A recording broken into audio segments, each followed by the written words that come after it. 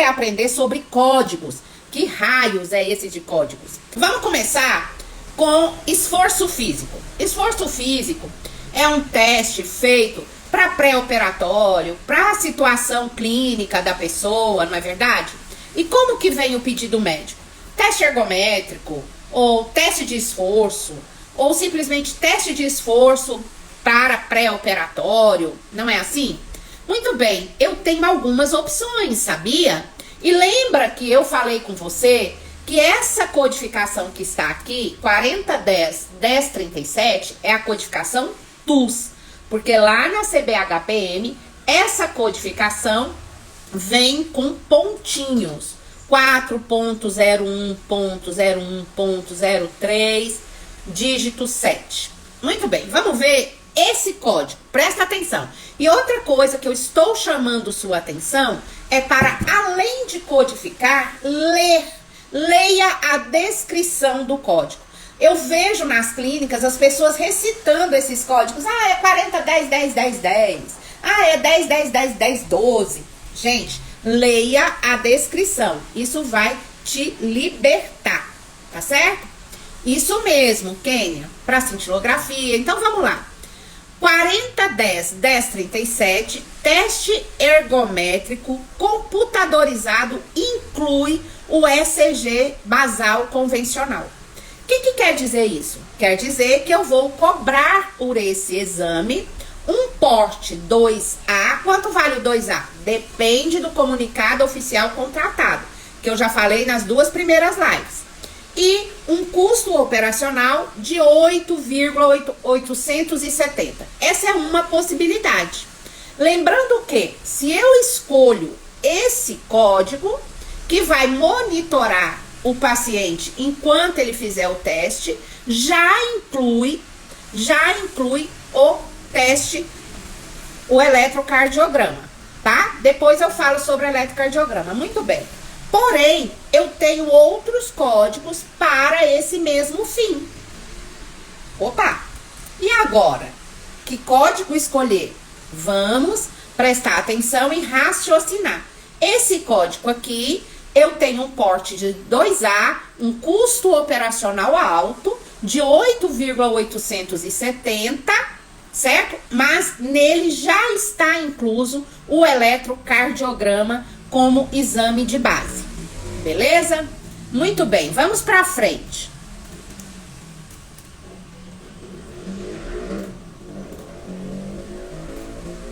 E aí, eu tenho um outro código. 4010-1045. Diz o seguinte: teste ergométrico convencional, 3 ou mais derivações simultâneas. E presta atenção o que eu vou falar para vocês sobre essa descrição. Também inclui o eletrocardiograma convencional de base. E aqui ele vale 2A e vale 7,100 de custo operacional. Então, para esse código, eu recebo menos. Mas, olha que interessante. Ele tem aqui 3 ou mais derivações. Sabe o que é isso, gente? É para você poder cobrar aqueles eletrodos. Que as pessoas falam, por que eu cobro só 5 eletrodos? Porque os eletrodos têm relação com as derivações. Então, eu cobro 5 porque eu tenho 5 derivações. Se eu tiver 12 derivações, eu vou cobrar mais. Sabia disso? Então, aqui eu já tenho uma possibilidade da cobrança de material descartável. Embora o exame sairá mais barato, porque o custo operacional é menor. Agora vejamos, tem outra opção, Nara? Sim, tem outra opção.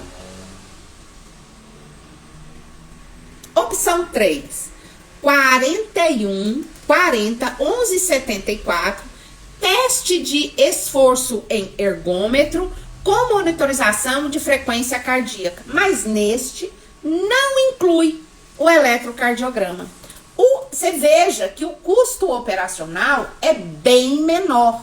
Não chega nem a 1, mas me dá a possibilidade de cobrar ao mesmo tempo o teste de eletrocardiograma em separado. Será que é vantagem? Você entendeu por que que no outro eu tenho um custo operacional maior?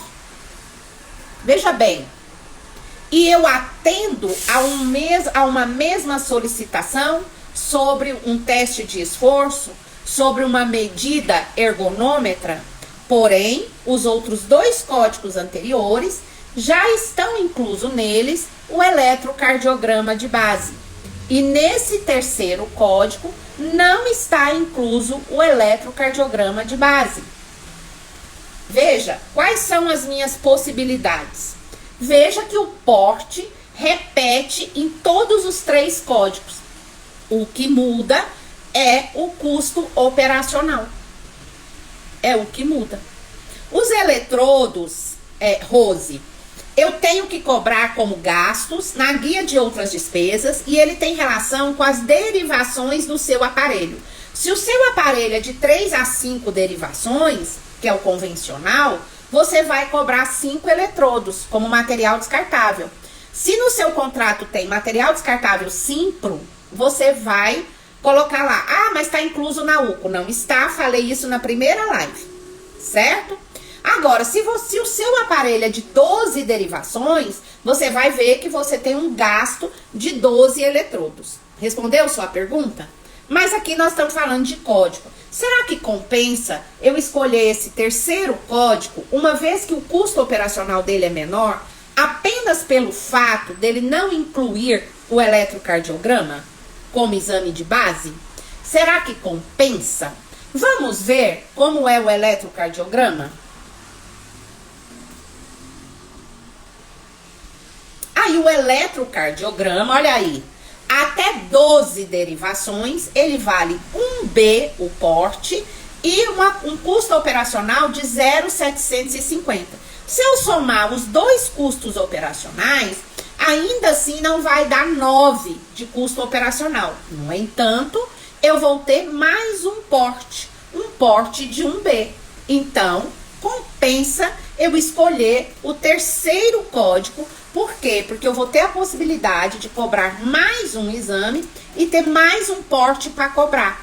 Sendo que, nesses testes de monitorização, não há previsão de escalonamento. Quem gostou aí? Quem gostou? Eu não tô vendo coraçõezinho subir. Não tô vendo. E mesmo no eletrocardiograma, olha aí, eu tenho um outro código, que é o eletrocardiograma de alta resolução, que tem um custo operacional bem maior, de 1.840. Certo? Gostaram? Gostaram? Deixa eu ver coraçõezinho subir. Palmas. Palmas pra mim. Ninguém te ensina como eu, né? Ninguém ensina isso. Você cobra o código porque sempre cobraram esse. Vocês, às vezes, o faturista não presta atenção ali na orientação, na recepção, não presta atenção na descrição e o que traz esse código em porte e em custo operacional e na instrução, certo? Já valeu a pena estar nessa live, sim ou não? Sim ou não? Já valeu a pena você pegar aí um pedacinho da sua noite de quarta, em vez de saber do casamento dos famosos, o presente que a Virgínia ganhou, do Zé Felipe, né? Aí você tá aqui, agora, aprendendo, melhorando, não é? Então veja bem, gente, o que eu tô aqui passando para vocês? Eu não tô ensinando apenas os cálculos, eu estou te ensinando a pensar para faturar. Faturamento não é um serviço automático, é um serviço de pessoas, é um produto, uma entrega de pessoas. Então, aquele automático de fazer os cálculos, o sistema faz.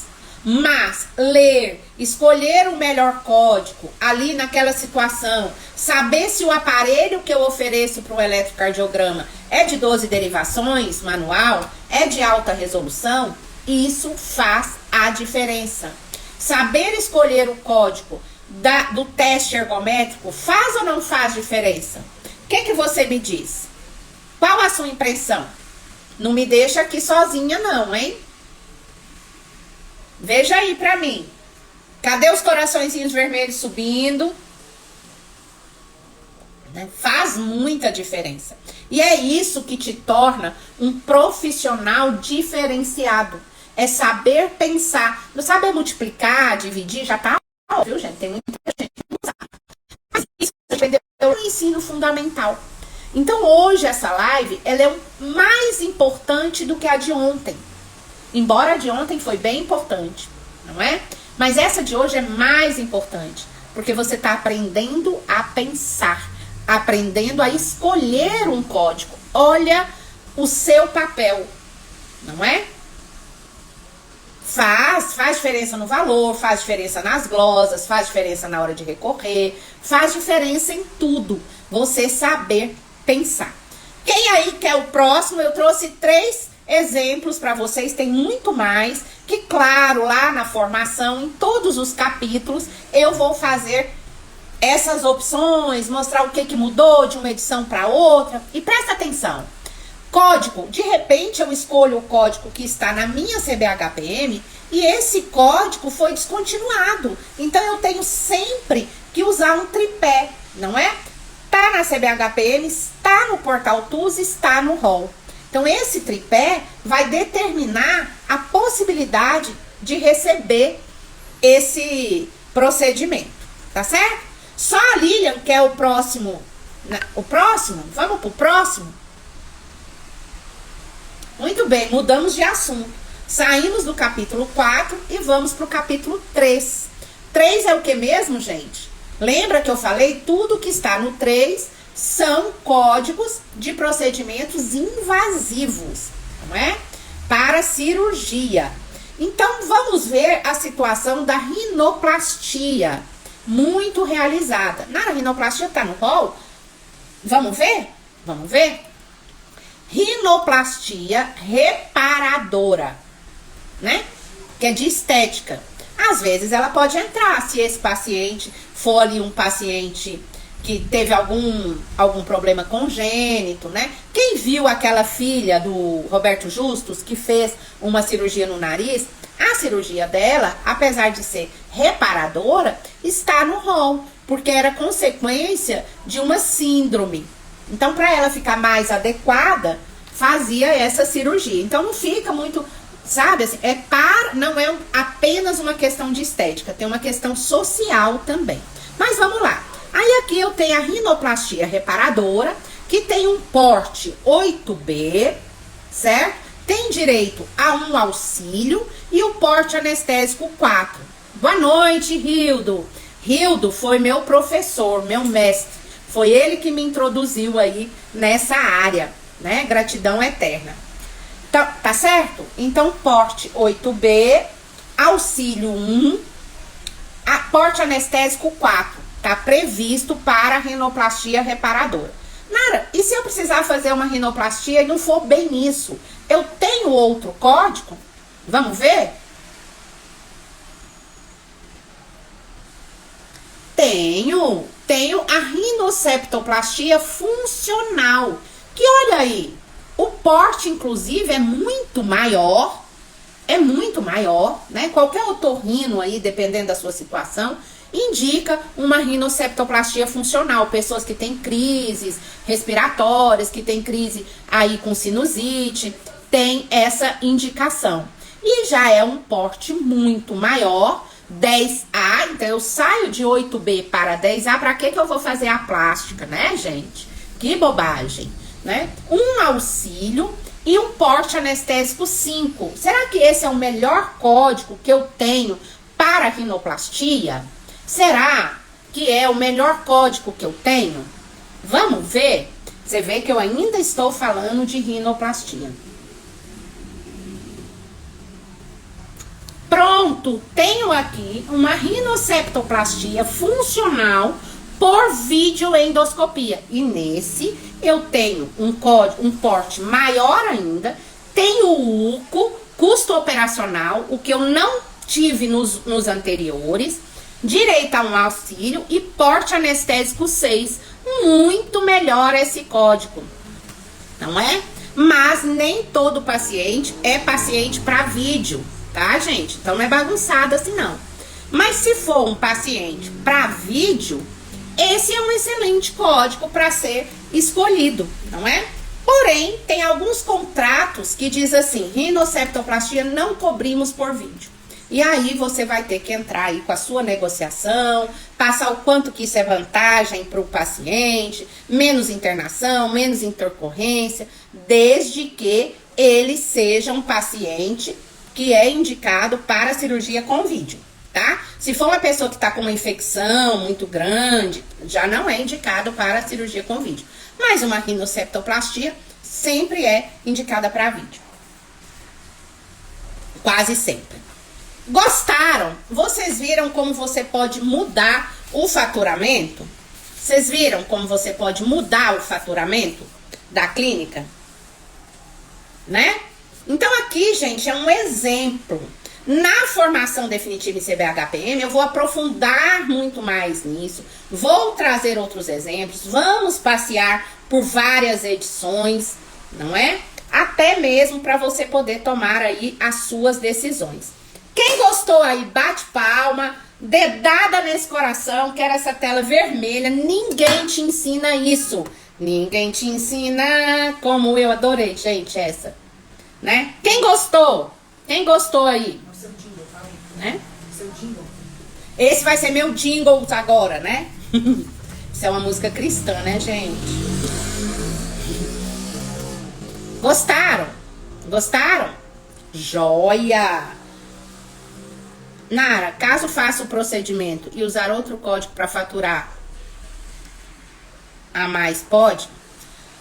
Gente, tudo tem que coincidir. O pedido, o que realmente foi feito, o que realmente você vai faturar. Esse momento de escolher a codificação é o que você vai estabelecer de protocolos nas empresas aí que você trabalha, que você for dar consultoria, vai treinar o pessoal da autorização, vai treinar o doutor fazer pedido. Eu já treinei muito médico fazer pedido. Eu tenho até uma história com uma dermato que ela sofria muita glosa, muita glosa. Eu falei, não, doutora, vamos fazer uns pedidos mais bem feitos para melhorar. E aí acabou as glosas dela. E sim, nós escolhíamos códigos ali, né? Entre eletrocoagulação, exerese, a gente escolhia os melhores códigos. Mas tem que escolher antes, tá? Não dá para o paciente já ter sido atendido, ter assinado a guia e só então você ir escolher código, não. Tá bom? Tem que ser antes. Tem que ser antes. Bom, vamos lá, pra frente. E vou dar aqui um outro exemplo, que as pessoas choram, os nutricionistas choram, e as pessoas que vão aí negociar isso choram, né? Gente, tô derretendo aqui de calor. Bom, então olha só. Bioimpedância, não é? Que é um exame hoje muito realizado. Então eu tenho aqui esse código. Aqui, você vê que nem tudo tá perdido, né? Eu tenho esse código aqui, 2010-1090, que é a avaliação da composição corporal, não é? Antropometria, que inclui a consulta. Já está incluso na consulta do Nutri aí, do nutrólogo, do nutricionista, e tem um porte pequeno, vale 2B. E quando a gente vai negociar um contrato que tem nutrólogo ou que tem nutricionista, a operadora manda esse código aí, inclusive dessa forma, já está incluso a consulta. A consulta mais a bioimpedância lá, R$50, né? E a gente acredita que sim, que esse é o fim do mundo e tá tudo bem, né? Essa é uma possibilidade para cobrar a bioimpedância. Mas eu disse aqui que quase todos os procedimentos eu tenho pelo menos duas possibilidades. Eu tenho outra possibilidade para a bioimpedância, será? Porque essa bioimpedância aqui é uma feita com uma balança e um estadiômetro. Eu tenho a balança dentro do consultório e a régua para medir ali o paciente, a sua altura, né? IMC, que é uma coisa que já caiu por terra, ninguém mais trabalha com isso. Eu tenho aqui esse código para fazer essa avaliação. O que você acha? Eu tenho outra possibilidade? Eu tenho outro código para negociar? Eu tenho? O que você acha? Você que está me acompanhando aqui nessa live, eu tenho outro código para negociar? O que você imagina? Gente, vocês não sabem responder não? Será? Temos um delay? Tá todo mundo em silêncio? Né? Tem ou não tem? Bioimpedância, eu só tenho esse código, pronto, morreu. Não faz ideia. Quem mais aí acha alguma coisa? Para bioimpedância, eu tenho outro código? A Andréia arrisca que sim. Flávia, querida, beijo. Eu tenho outro código para bioimpedância? Então, o Virgem disse que não sabe. Não tem. Não tem. Vamos ver? Tan, tan, tan, tan. Pode vir preta a próxima tela, hein? Cara, eu tenho outro código. Eu tenho um código 2010-1074, que o porte é menor. Por quê? Porque não inclui a consulta. Porém, eu tenho custo operacional. Isso aqui acontece naquelas situações que o nutricionista fala assim, ah, mas o meu aparelho é não sei o que, não sei o que, não sei o que, faz um tipo de ressonância, filma o corpo da pessoa, não sei o que. Nesse é o código, então, que você tem que procurar negociar. Esse código, ele tem um porte menor, mas não inclui a consulta. Olha que maravilha. É como o caso lá do teste ergométrico, não é? Que o teste ergométrico, eu tenho um que inclui, dois que inclui o eletrocardiograma, certo? E aqui eu tenho uma bioimpedância que não inclui a consulta e ainda tem custo operacional. Veja bem, mas não é para aquele nutricionista que dentro do seu consultório tem uma balancinha e uma régua na parede. E às vezes tem até uma girafa, né? Que é essa régua. Então, aquilo não. Aquilo é a outra bioimpedância mesmo, que já está inclusa na consulta. Tá bom? Mas, se ele tem um aparelho à parte, numa outra sala, que dá vários dados, então eu tenho outro código. Muito bem! Quem gostou? Quem gostou, bate palma. Cadê os coraçõezinhos subindo? Muitas novidades eu trouxe hoje aqui para você, não foi? Olha, para o teste ergométrico eu te dei 3 opções. Para a rinoceptoplastia eu te dei 3 opções. Para o eletrocardiograma eu te dei 2 opções. Para a bioimpedância, 2 opções. E para todos os outros códigos, nós teremos aí provavelmente pelo menos 2 opções. Você sabia disso? Hein? Né? Você sabia disso? Então isso, pessoal, é pensar, é trabalhar, é tecer com a tabela. Não é simplesmente, né, ir lá e fazer o cálculo e pôr o que eu tenho de deflator, de inflator. Não é só isso. E isso eu tô te trazendo em uma live. Na formação de CBHPM, nós vamos, ó, aprofundar. Gostaram da minha sonoplastia? Né? Mergulhando mesmo, né? Você imaginava, né, Andréia? Pois é. Então é muito importante ter essa visão, tá? Eu tenho visto muitos subfaturamentos por falta dessa visão. Gente, eu comecei a live dizendo que eu ia contar uma história, porque não tem como você evoluir profissionalmente se você não evoluir pessoalmente. Então, histórias, não é? Jesus já nos ensinou isso. Ele passou pelo mundo fazendo as suas parábolas, contando as suas histórias. Então, eu quero contar uma história pra você. Não sai da live, gente. Que coisa feia, né? Só chega pra ver lá os slides, acabou os slides, sai em retirada, né? Talvez é isso, né? Por que alguns comem migalhas e outros se saboreiam em banquetes? Por causa desse tipo de atitude. Então, olha só. Uma vez, em uma cidade, existia uma biblioteca, que tinha muitos livros sobre todos os assuntos possíveis e imagináveis, né? Eu imagino assim, aquela biblioteca que pegou fogo da Babilônia. Então, tinha essa biblioteca, mas e essa biblioteca era aberta ao público. Ela era oferecida às pessoas, só que ninguém ia lá, né? As pessoas sempre estão muito ocupadas para aumentar o seu conhecimento. E essa cidade se mantinha ali com todas as suas dificuldades. Faltava alimento, faltava água, faltava tudo. Até que um dia um senhor resolve começar a fazer grupos de estudos, estudando aleatoriamente, lendo livros aleatoriamente. E esses grupos foram aumentando e as pessoas foram entendendo o poder que o conhecimento oferece. E um desses estudantes, acompanhantes ali, né, discípulos dessa pessoa que entendeu que conhecimento bom era conhecimento compartilhado, resolveu ler um livro sobre irrigação. E com isso, ele salvou aquela comunidade, porque ele mudou a história da irrigação lá na terra dele, começou a produzir mais alimentos e a compartilhar esse conhecimento, e todos começaram a produzir mais. Nós temos histórias bem parecidas, não é? Os próprios índios parecis, no Mato Grosso do Sul, fizeram isso. Alguns poucos saíram da tribo e estudaram técnicas agrícolas e compartilharam com a tribo, e hoje eles não precisam de reforma agrária, eles não precisam do governo, eles só precisam que o governo não atrapalhe, tá ótimo, né? Porque eles produzem. Não é? Como tem um filme também, que eu acho que é o Menino que Descobriu o Vento, que também foi um professor de física, que ensinou como que ele produzia vento e como que ele fazia ali a irrigação, trazia água, e ele salvou uma comunidade na África. Por que eu estou te dizendo isso? Porque o conhecimento muda você. Quando você muda, o mundo muda. Isso é uma verdade absoluta. Quando você muda, o mundo muda. Não é verdade, Cristina? Aquele menino ali estudando física, com um pedaço de lápis, com todo mundo contra, falando, que bobagem e tal. E ele conseguiu mudar a história do mundo dele.